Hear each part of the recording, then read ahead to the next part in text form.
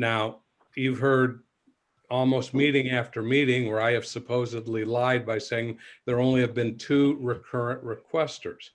I know one of those requesters has refused to provide the information that Kurt has asked for. And this goes back to when Charlie was acting or was serving as the clerk.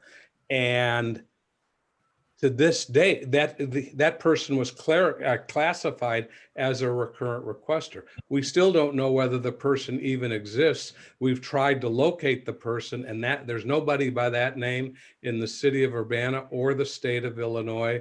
There is one person out west with that particular name with spelling, and there curiously happens to be a character in Ayn Rand Atlas Shrugged by that name.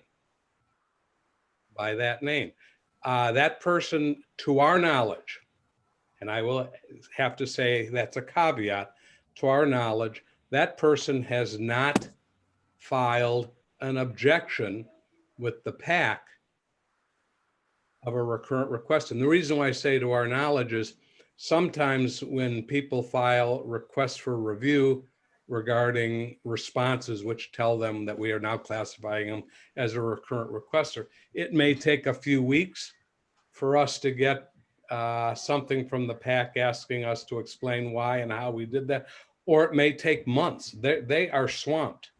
And the very same people who have been burying us with FOIA requests have buried the PAC with requests for reviews. So I don't know, and they divvy them out among the various PAC officers. So I don't know why some in a couple of weeks we get a request to respond to a complaint or a request for review, and others take months. And sometimes if they file them, I've been told we never, communities never get them because the PAC doesn't get around to sending them out. Rare, because they're buried in work as well. So, by the way, on that one comment, the morning before I said that in the meeting, I checked with Charlie and he told me there were only 2 recurrent requesters at that time. That's what he told me. He may have been wrong. So, Diane.